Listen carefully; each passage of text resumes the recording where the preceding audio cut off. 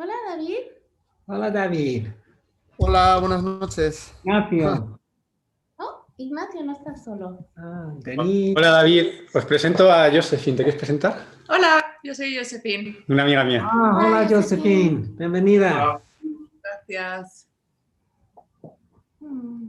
Sí, María Loret. So, I understand today it's not snowing anymore, but it's very beautiful, huh? The Yeah, street. it's great. Today it's beautiful. Yeah, Nacho sent us a photo of our building where we live and looks so beautiful. I have so much more ganas to return. I hope to return soon. Although I'm sure the snow will melt by then, but I'm glad things are returning somewhat to normal. While you all are having white snow, here we're having white supremacists attack our nation's capital. Oh, it was scary. Crazy, huh? Just crazy time. Very crazy. Very sad time. Yeah. Well, thank goodness we have practice, right? I know some people, they can't let go of these things and they just drive themselves crazy. So we're going to move on. I'll give you a little preview, just a few words. But so we've been talking, and for those of you who have come back, we've been talking about the Eightfold Path, the Noble Eightfold Path. And last week we finished up the factors on ethics or morality. And so now we're going to start, which for me is my more favorite, for Anna Monica less so, but now we're going to start the 3 factors on practice, on samadhi, on concentration. And just a little push, not a push, what do we say when we want to sell something? A little sales point. You know, in the path of Buddhism, and I think this is also true of Hinduism, the reason we suffer is because of confusion. We're confused, right? And so the antidote to our suffering is wisdom, the opposite of ignorance, right? It's wisdom. And in order to see clearly enough to attain that wisdom, we need to have a calm mind, a still mind. And so this is why 3 of the 8 factors are about practice. They're about meditation so that we can calm the mind, because it's essential to have a calm mind, to see clearly, to have the wisdom to free us from suffering. See, so they all kind of come together like that. So we will work on the first of those after the meditation on right effort. Meanwhile, is there anybody who would like to say anything, or everybody just ready to start sitting? Feel free. It's good to see you all. Thank you for being here. Okay, so we'll sit, huh? Let's make sure everybody's muted. Ignacio, I'm going to mute you. Diana, so we don't pick up any background noise. Okay. 20 people. Yeah, a few more people than there have been, but I think that's the new year, right? We start the new year trying to do good things for ourselves, like meditate, right? Well, good. Glad you came. Okay.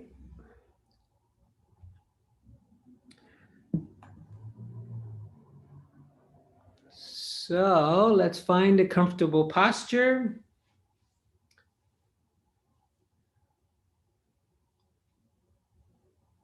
One that you can maintain, hopefully, throughout the 31 or 2 minutes that we're going to formally practice.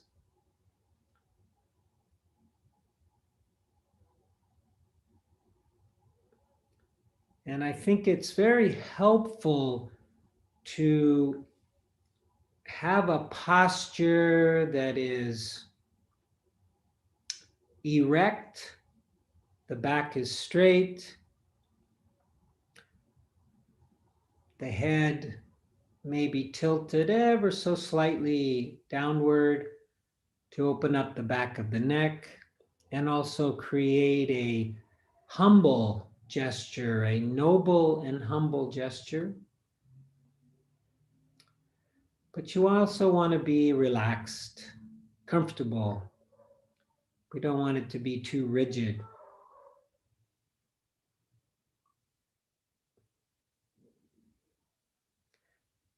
And I find that the body over time creates a muscle memory.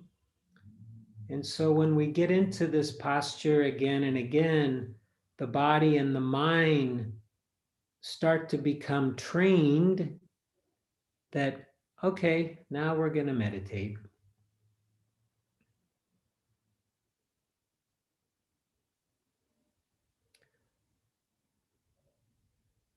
So let's use this body, this phantom long body, the Buddha would say, to ground the mind, ground the attention into the present moment.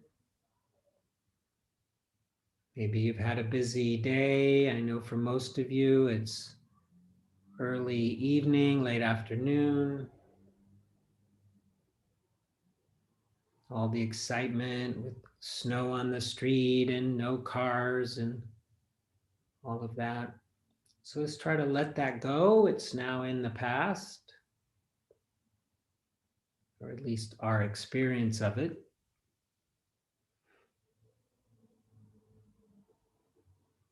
And try not to worry about or think about the future, what you're going to do after the meditation. We'll let that take care of itself.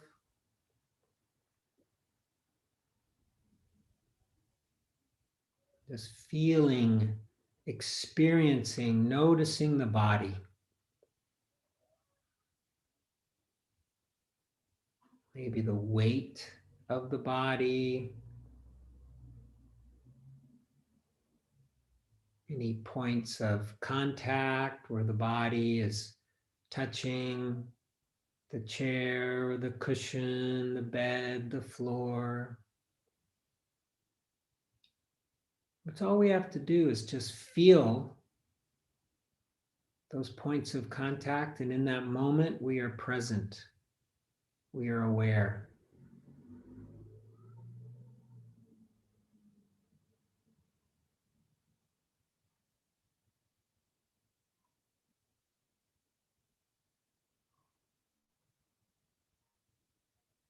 Maybe there's a little energy flowing through the body. You can feel that. Maybe you have some energy in the belly or the chest. It could be emotional, sentimientos. Just feel those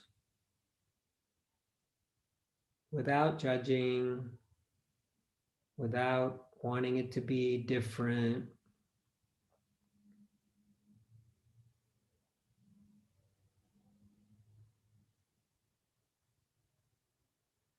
And now maybe you've now noticed the breath. Notice that the body is breathing.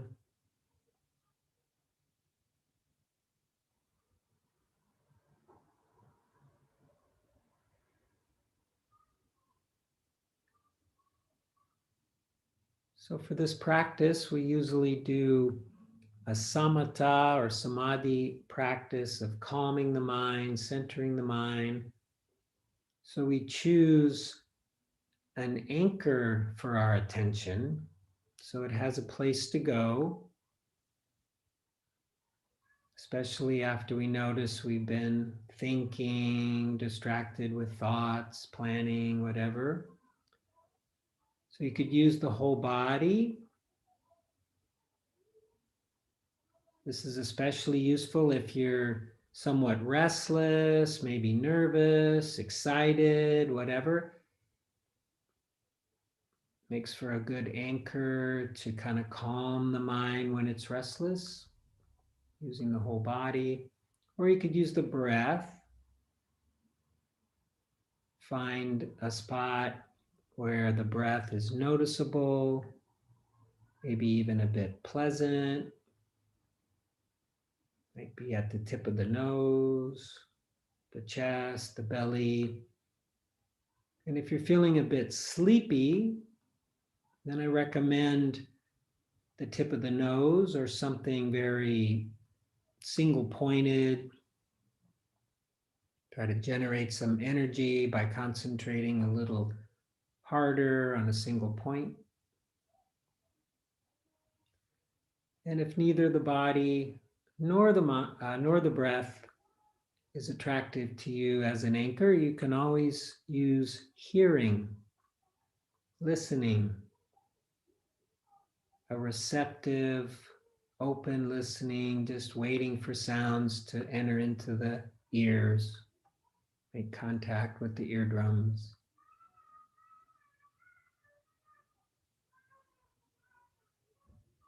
Whatever you choose, it's good to keep that for a while and see if you could just keep coming back and increasing the amount of time you spend with the anchor, resting, relaxing, focusing on your chosen anchor. Again and again, without criticism, without aversion, with curiosity, with kindness.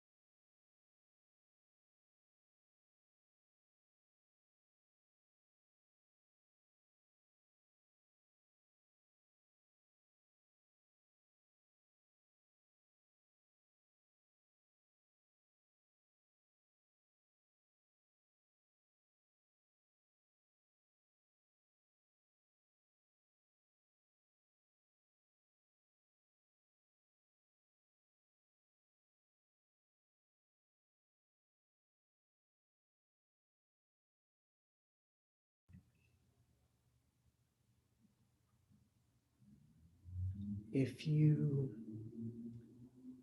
find labeling supportive, you can always label or name your experience, whatever is arising, using words like breathing in, breathing out, thinking, thinking, returning, breathing in, breathing out. Sometimes if we track our experience in this way, it supports momentum in our practice. And the mind gets the idea more quickly, more easily, what we're trying to do.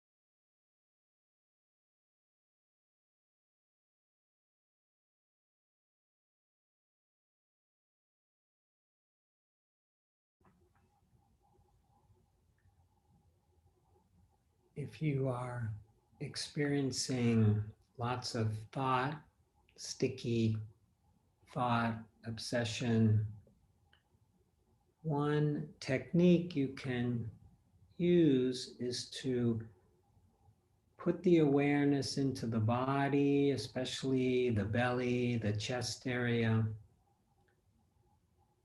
and see if you can identify any bodily sensations that might be caused by or causing the thought, might be connected to the thought. And if you find anything, just feel it, experience it, notice it, and watch it pass, and notice if the thoughts also pass.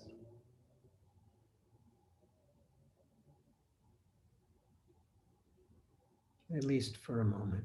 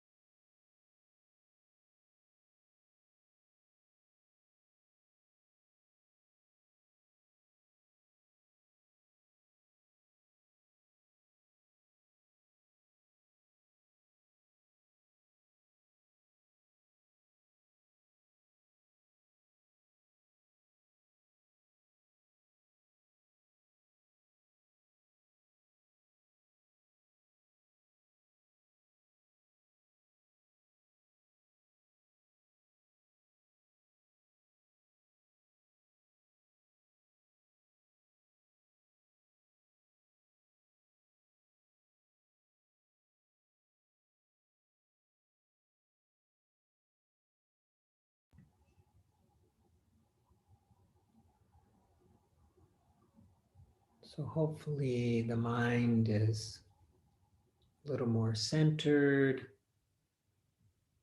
maybe a little calmer.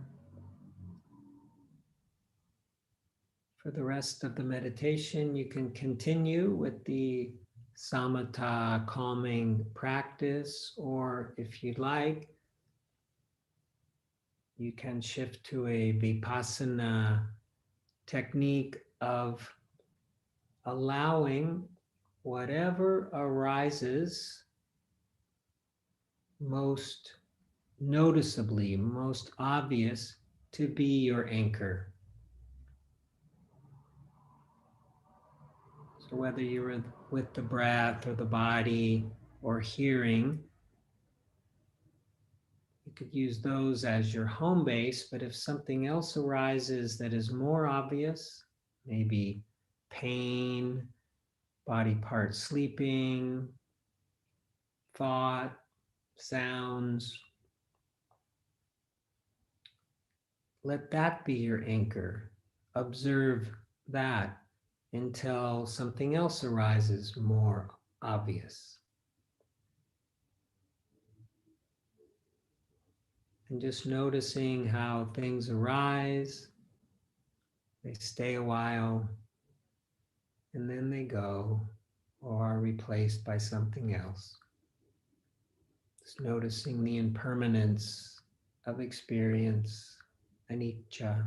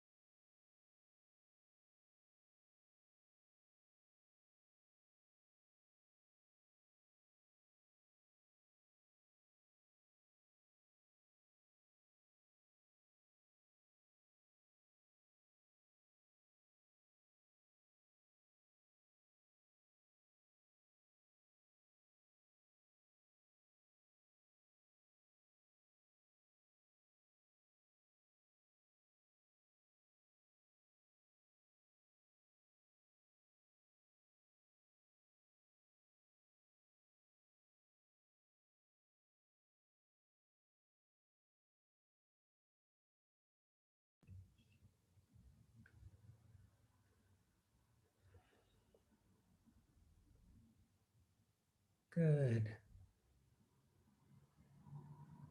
So no matter where your attention has been or how your meditation may have gone, let's return to the body, regrounding the awareness, the attention into the body, recreating that embodied awareness. Maybe noticing how the body might feel differently now compared to the beginning.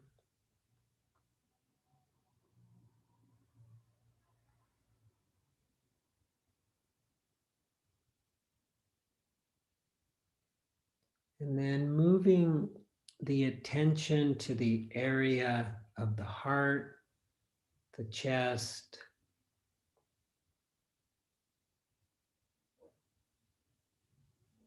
feeling the heart center, and then bringing to mind why we do this, thanking ourselves for our practice,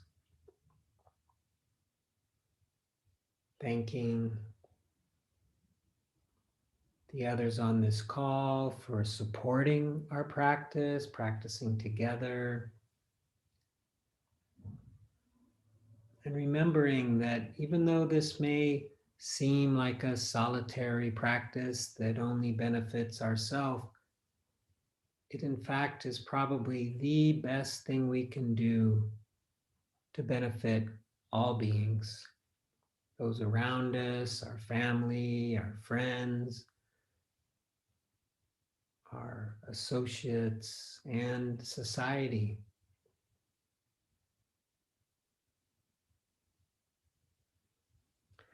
And maybe imagining you can extend out your attention, your kind, loving awareness in all directions, touching everybody on this call, including everybody on this call and beyond. And a big, loving, aware hug.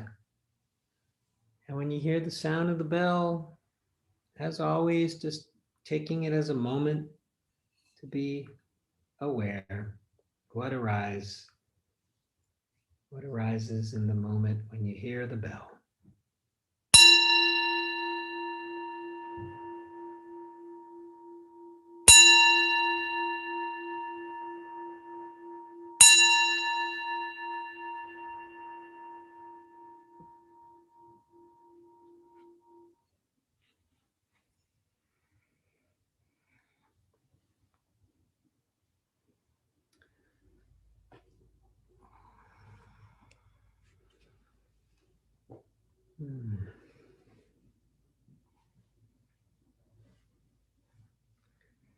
Thank you very much for being here on the Zoom call and helping support our practice and creating this and maintaining this community. Oh my gosh, we're 10 months, I think, on Zoom, but we're still here. It's quite an accomplishment.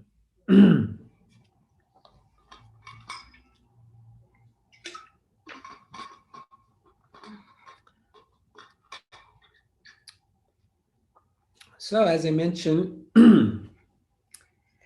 before our sit, we're going to continue with the Noble Eightfold Path. And now we are going to start with the samadhi or concentration factors, of which there are 3. First, I will just do a little summary of where we've been and where we're going.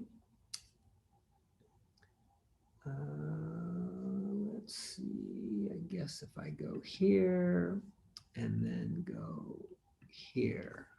Okay, does everybody see the Noble Eightfold Path on the screen? Anybody? Noble Eightfold Path? No?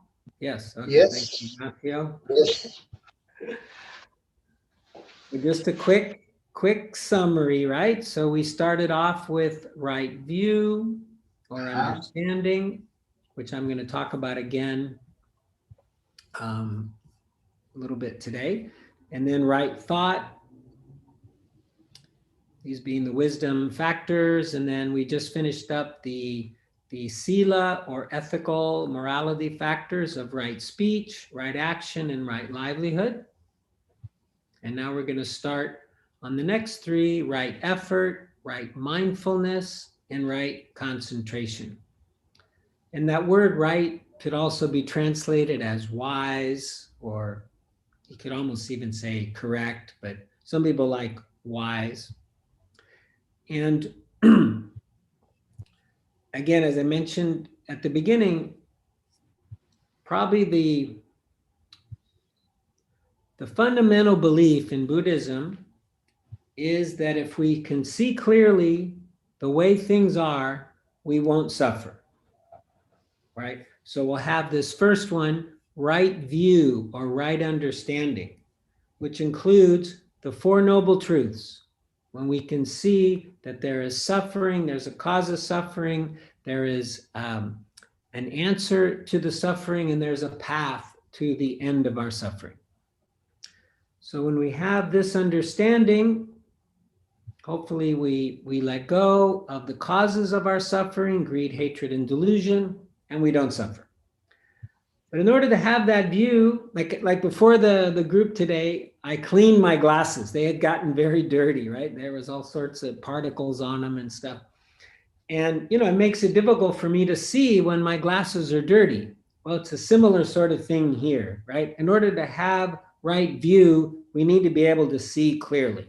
In order to have right understanding, our mind needs to be free of defilements. And so this is why 3 out of the 8 are devoted to this, right? They're devoted to have clear seeing through the samadhi or relaxed concentration factors.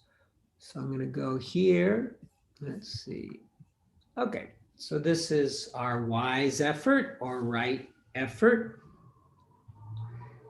And these are, as we understand the Buddhist teachings, as they were memorized and recited and chanted over the centuries. So he offered, as we understand it, 4 techniques, you might say, to achieve wise effort. So the first one is to keep unskillful qualities from arising. So we're going to talk a little bit more about this. But so if we're in a wholesome state of mind, or maybe I should say a little differently, just because we're in a wholesome state of mind doesn't mean that unwholesome states aren't lurking very nearby, right? And you might notice this in your meditation, where you're meditating, maybe you're following the breath, everything is going just fine, and then suddenly, an angry thought, or maybe a hateful thought even, or a fearful thought will suddenly arise into the mind, and there it is, right? And sometimes it's kind of like, where did that come from? Well, they're there. These defilements are kind of always there. And so this first practice is about keeping them from arising, keeping them at bay, of which mindfulness is probably the best technique, right? If we just stay mindful, if we stay aware, if we stay in the present moment, then it's less likely that these are going to arise. But there's also 5 offerings that we'll get to in a minute, of which we believe the Buddha had offered about this as well. Now, the second one is to abandon the unskillful qualities after they've arisen. Maybe I should write that.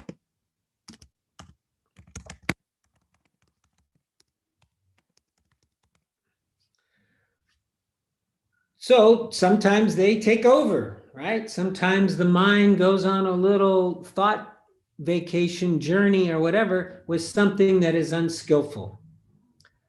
You know, I see this a lot in my mind when it comes to the politics of this crazy country I live in. And I know Spain is just as bad, even though they're not right yet attacking the capital, but you know, they could. And we don't know where they would come from. But so I'm like, my thoughts might turn to ill will, right? Like I want something bad to happen to those people that attacked the Capitol, for instance, or probably more the politicians that encouraged it. But this isn't wholesome. This isn't. I don't feel good when I do this. You know, I feel contracted. I feel heavy. It's not what I want. So I notice it, and then I want to abandon them. That's the second one. Okay, the third one is we want to help. We want to cultivate the skillful qualities to arise that are not arisen. That is, they're not present, but they're available to us, and we want to try to cultivate them. We want to generate them. And then the fourth one is once the wholesome qualities are present, once they have arisen, we want to maintain them. Thank you, Anna Monica. And, you know, this can seem maybe a little, I don't know, contrived or even very basic or something like that. And I have also noticed that it can complicate our practice sometimes if we're like, okay, now what was the one, you know, that the Buddha said to do? Should we abandon? Am I supposed to maintain? You know, you can kind of get sort of lost in some papancha, some thinking about it. But after a while, it starts to become a little more natural, and then it starts to make more sense.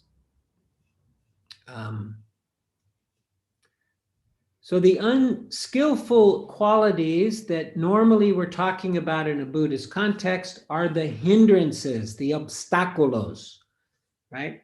And normally in our meditation practice, or often, they're usually somewhere between restlessness, too much energy, and sloth and torpor, not enough energy. This is usually what comes up. But the hindrances, of which there are 5, include sense desire, so wanting, ill will or aversion, so not wanting, the sloth and torpor, so, you know, like the tiredness, the sinking mind, the restlessness, which can take many forms, and then finally the skeptical doubt. I can't do this, or, you know, this practice is silly, or this guy doesn't know what he's talking about, whatever. These are normally considered in early Buddhism as the 5 hindrances to wholesome qualities of mind, and they each have an antidote. Or maybe I'm going to stop here. I'm going to go over to, I think I have Joseph Goldstein up on the screen. So let me see what he has to say.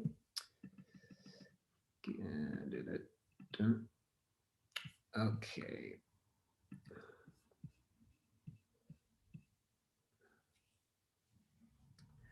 Okay, so the second thing that I have highlighted, I think is worth saying again. So in the suttas, or the teachings of the Buddha, the discourses, the talks, the most pragmatic description of nibbana being the cessation of suffering, the liberated mind, is the mind that is free from the root defilements of greed, hatred, and delusion. So these are considered to be the 3 poisons, the 3 causes of our suffering: greed, hatred, and delusion. Greed, right? I want more. More. It's not enough. Hatred. I don't want that. I hate that. Go away. Pushing things away. And then delusion, which Anna Monica and I have been watching these YouTubes from these Vedanta Swamis, which we've enjoyed very much. Highly recommend them. And for them, the delusion or confusion or ignorance is underneath all of them. including greed and hatred. In Buddhism, we kind of put them on the same level, but in Hinduism, Vedanta, the delusion is underneath. If we only saw clearly, if we only understood clearly, then we wouldn't have greed or hatred, and we wouldn't suffer.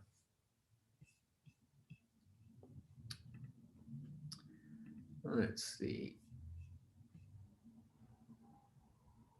So this is from Joseph Goldstein. He often, in this book on mindfulness, which I highly recommend, I know some of you have it and have read from it, he introduces a lot of his own personal experience, which I like. Long-time practitioner since he was, in his early 20s.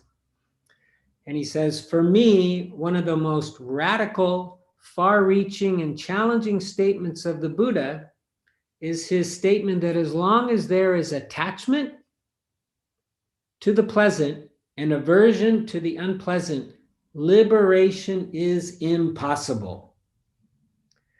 This was for me too. It took me years to finally come around to Buddhism because I couldn't imagine a life without desire. I couldn't imagine a life where I let go of wanting things and trying to obtain things. This was the biggest fear that I had. It's like, what? I've got to let go of all my desires? I don't want to do that. Eventually, I understood that there's wholesome desires and unwholesome desires. So we can desire the wholesome. We can desire liberation. He wasn't saying all desire. But we see where our attachment to anything or our aversion to anything causes us to suffer. You can just feel it in the body. So here Joseph goes through the 4, abandoning wholesome states that have, so that's already 3, right? Okay, preventing the arising of latent meaning being they're not active in this moment. They're just there kind of waiting, right? Latent defilements. Second one, this is the bold, abandoning unwholesome states that have already arisen. Okay, so that's where we got the 5. Okay, so now we're going to go to the 5 techniques that we believe were taught by the Buddha. Some people believe that the Buddha actually taught them before he achieved liberation, or he realized these before rather than after. There's some bit of a controversy about these 5. But if you go on long retreat, especially on a Theravada retreat with anybody who follows the early Buddhism, the Theravada teachings, they will often teach these 5 techniques. So in one sutta, reading down at the bottom of the page, the Buddha describes 5 techniques for dispelling distracting thoughts in unwholesome mind states. I'm going to go back to my page just because it's a little more brief, which is here. Okay. So the 5 techniques that are historically attributed to the Buddha, and these work. They can work. Maybe, and you don't necessarily need to do it in this order, although maybe the 5th one we wait. But okay, so the first one that was offered is to use the opposite of the unwholesome state as an antidote. So if your mind, like mine, is thinking ill will towards Trump, for instance, the antidote here is to think goodwill or metta. Oh, thank you. I see a misspelling. Oops, it's 2 words, right? Now look at that. Google fixes my misspellings. So metta being the generation of goodwill, loving kindness. So I might, that Trump, I hope he gets impeached. May he be happy, may he be well, may he be safe, right? So we just find the opposite and cultivate that. The second technique is recalling, I abbreviated it to self-respect or respect for the wise.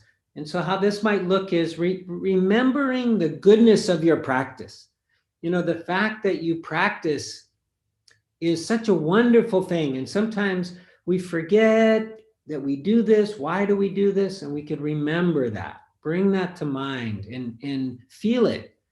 thank yourself for practicing like we often do at the end of our meditations. Or you could use respect for the wise. What do the wise, like the Buddha, what do they do? And bring that to mind and maybe copy them. The third one is quite interesting. It's deliberate diversion of the attention. It's almost like distract yourself with something else. So like if your mind gets locked in to some kind of obsessive, unwholesome state, and you just can't seem to let go of it, try to find something else where you could put your attention that also is strong to divert it. So for instance, it could be physical sensation. Now this might, well, I think this might be helpful. So as many of you know, I've had a sinus issue now for some number of, well, it seems like it's years now, for at least a year and a half. And it can be quite uncomfortable if I have aversion towards it. If I don't have aversion, if I just feel it, it's actually kind of weirdly interesting. You know, it's very diverting.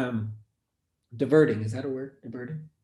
It's so strong that it's easy to feel. It's easy to put my attention to. So I use it a lot. If my mind goes on a little running thought process and I can't seem to let go of it with subtle things, I go to my nose. And there it is. And then I've got something that's very gross. It's very easy to feel, and that will distract me from the unwholesome thoughts. So maybe, you know, maybe you don't have a problem with your nose, but maybe you have pain in the legs or in the back, or just something that's very obvious, gross, we would say, right? And let that be the distraction to get you away from the unwholesome thought. We just want to cut it, you know, cut that thought process, that unwholesome thought process. So we go with something more or as gross, as strong, as powerful. Okay, the fourth one is what we would call, you know, investigation, right? This is in the 7 factors of awakening as well. Looking directly at the unwholesome thoughts or mind states. Looking underneath them, you know, what is causing them? What is generating that energy? Maybe going into the body and noticing, oh, there's lots of nervousness in the body. That's causing the mind to chatter, chatter, chatter. And then the last one, and this one, some early Buddhist followers aren't sure the Buddha actually said this, but sometimes it works. If all else fails, that word is supposed to be fail. If all else fails, forcibly suppress the unwholesome state. Crush it. Yeah, we think the Buddha might have even said that. Crush it. And then there's a Buddhist school here in the Bay Area that's kind of spread worldwide, but it started in the Bay Area, called the Diamond Way. And the teacher there will even say that you might have to say, fucking stop, like that, you know, just stop your thinking. So sometimes we got to do that, you know, sometimes we got to be a little bit harsh.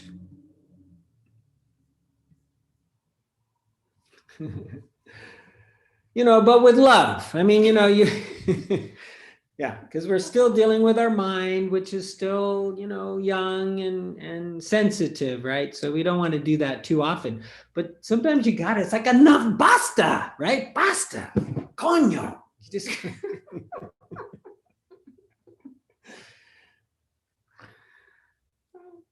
anyway, so those are the 5 techniques that were allegedly offered by the Buddha to deal with unwholesome thoughts.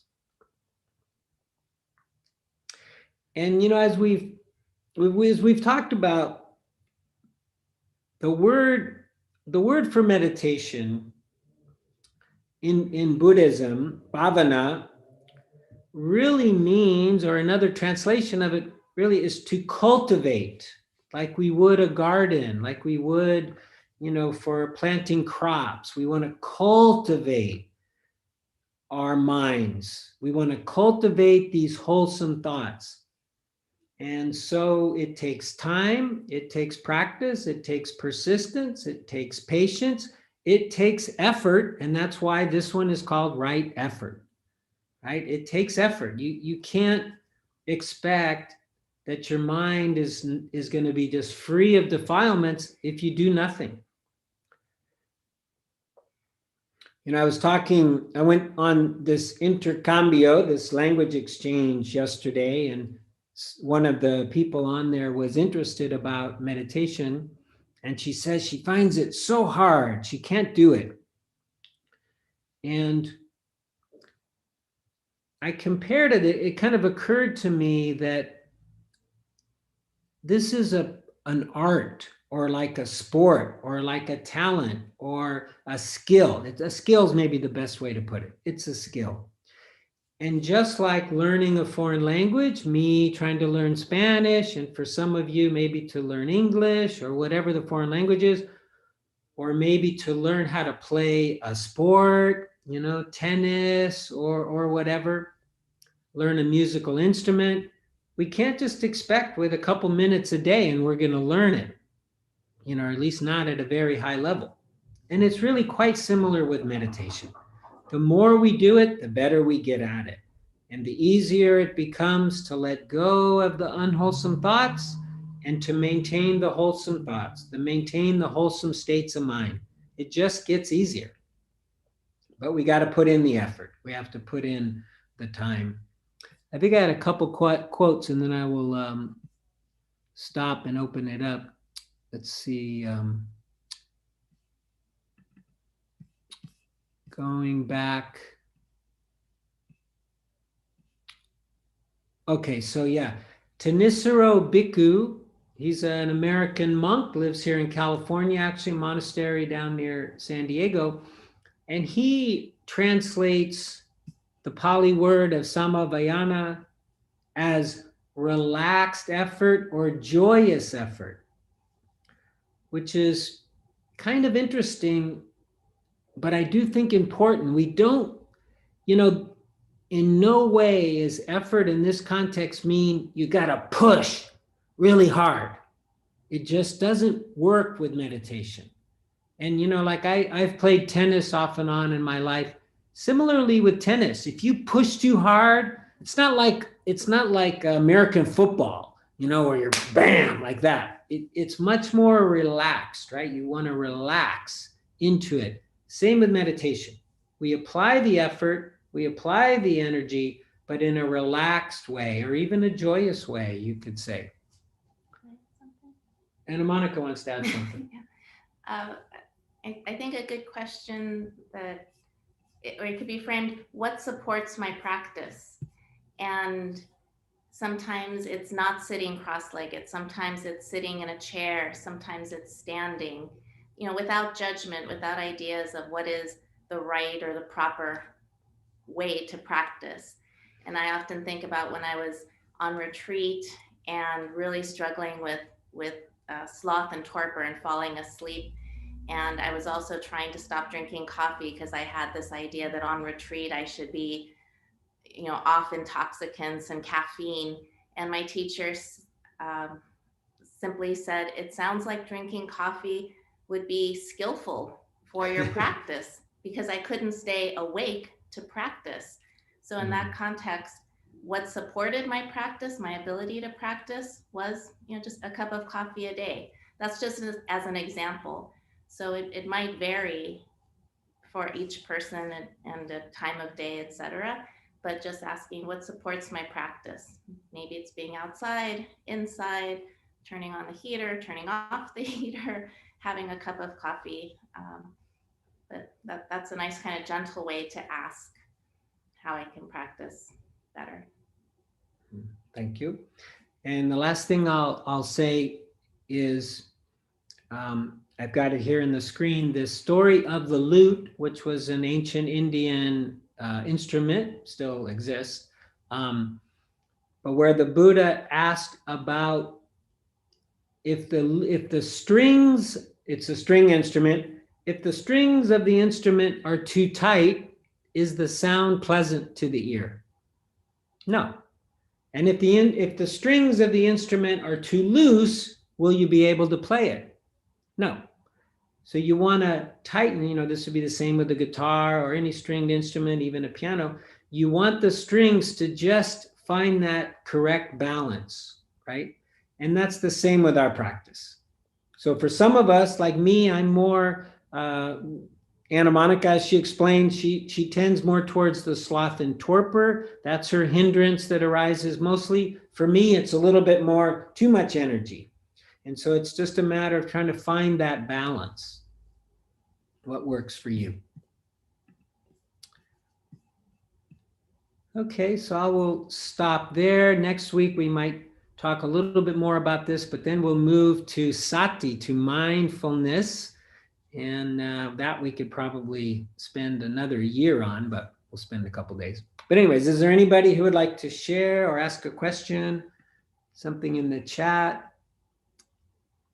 Isn't there a contradiction between effort and that last word, action? Between, I don't know what the word is, but before, Hi, Paxigo. Go ahead.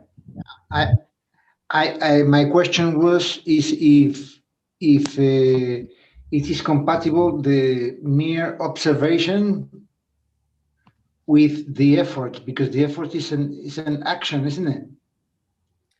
Well, yes, they're absolutely complementary.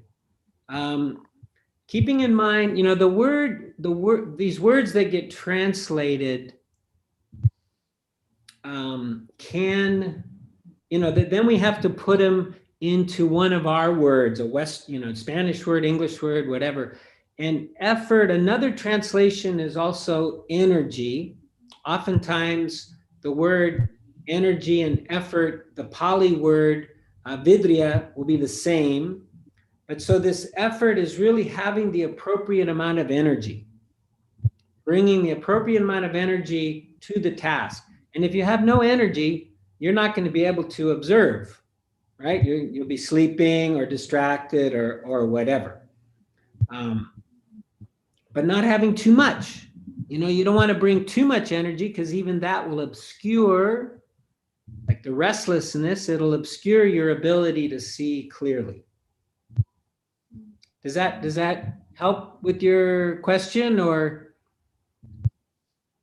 Yeah, it helps, because in my view, I had always heard that meditation was just observing and almost a passive activity.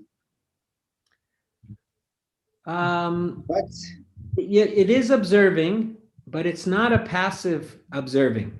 It is an active observing. Yeah, that's it. That's the point. Yeah. We want to be awake. We want, like some meditation teachers will use the word bright. We want to be bright.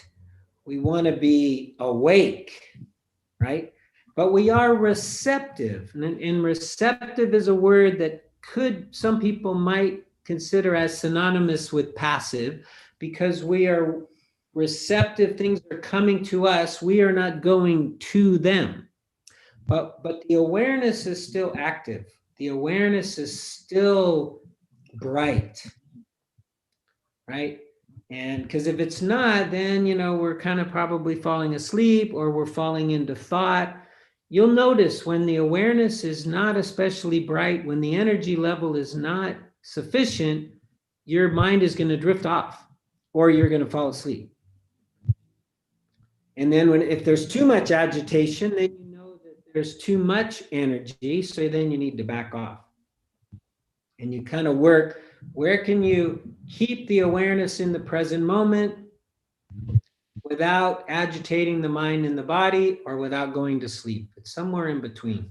So that's why I love they say right effort. That means, what's the right amount? What's the right amount? Not too much, not too little. Okay, thank you.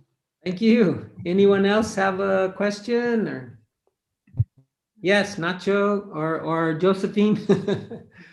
Nacho. Yes, it seems to me like all of these topics that we are talking about today, this could be applied directly to addictions, right? Absolutely. Absolutely. Mhm. You know, some people some people even say that Buddhism is all about addictions, really. Mhm. It's, you know, for some of us, we get really addicted to things, like it's really difficult to let go, and for other people it's more just a habit, but it's on a continuum, but it's basically the same thing. You know, it's a habit to begin with, or a tendency, and but then for some it becomes an addiction, and for some it becomes such a terrible addiction they end up living on the street, and you know, they lose everything. But it's all the same thing, it's just a matter of degree. And I will say this, just to add this, sometimes our addictions can be so deep, though, that mindfulness, that Buddhism, it isn't enough. We need other things to support us, to help us.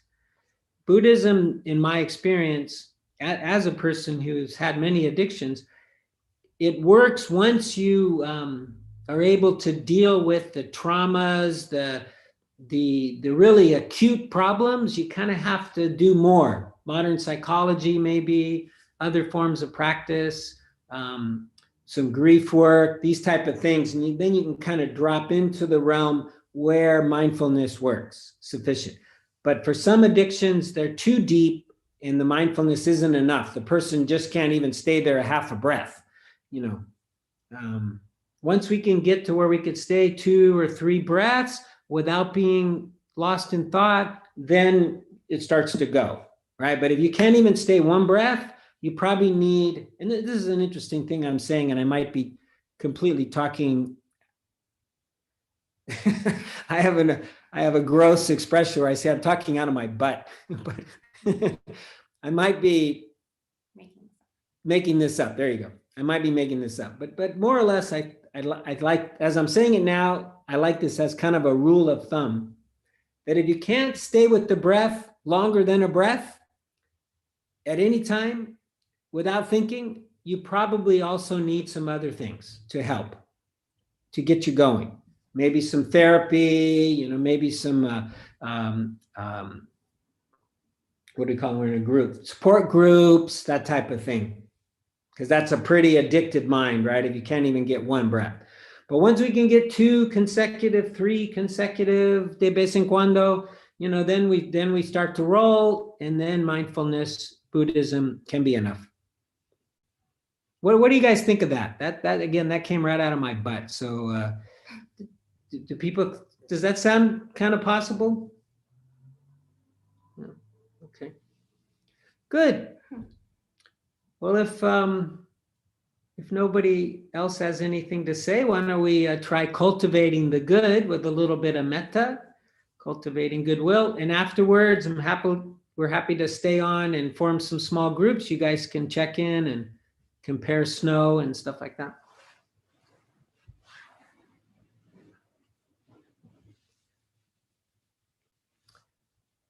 Okay. So funny. I love talking about Buddhism, but sometimes it does kind of wind my brain up. I gotta drop back into my body. Just reground myself.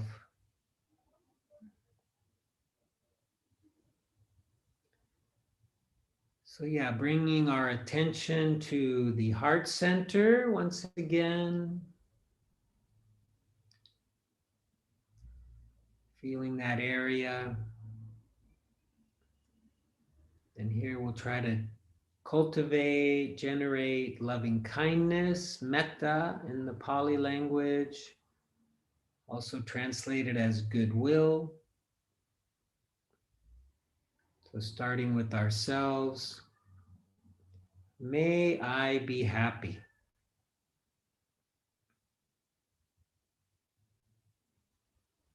May I be well.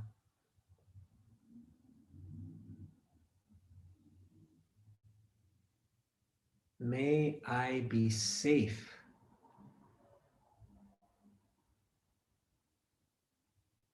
May I live with ease.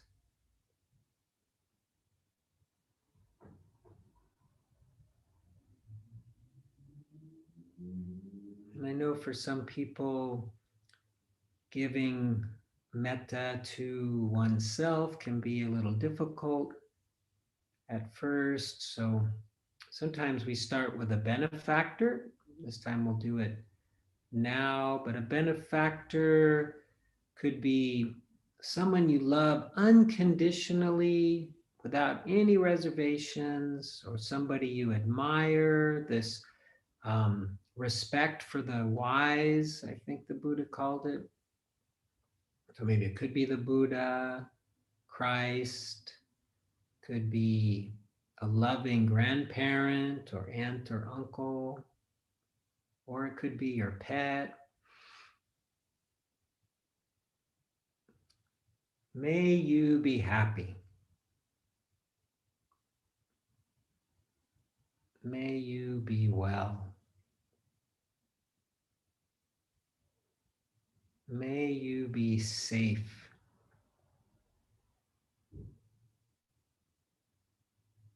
May you live with ease.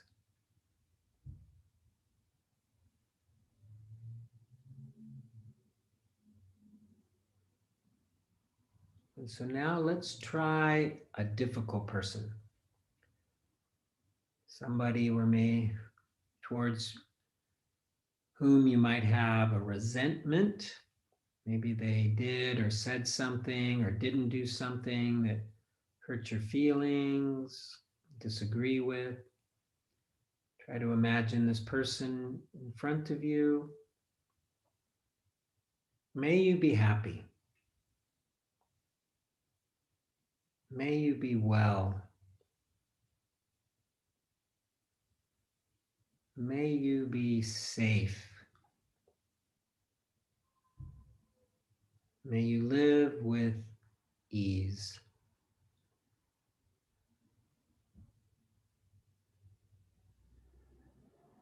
And finally, all beings, in all directions, without exception. Just imagine metta just radiating out from all of our spaces here. May all beings be happy.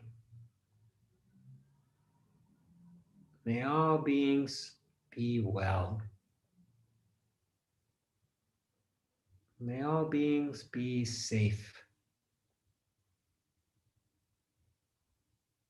May all beings live with ease.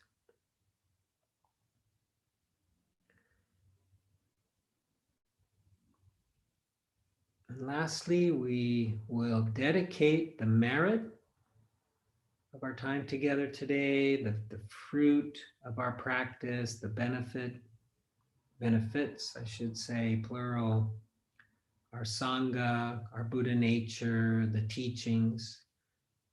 Dedicate these to the benefit of all beings. May all beings be happy and peaceful, healthy and strong, safe and protected.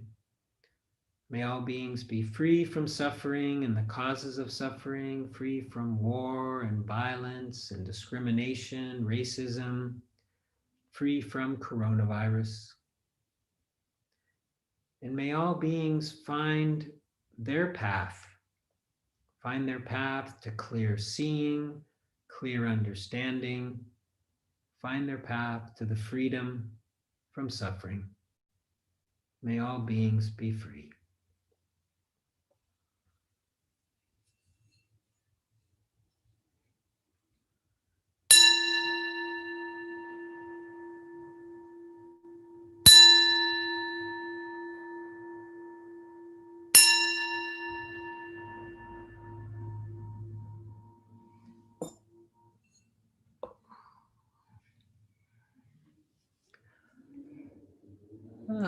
Well, thank you again so much for being here.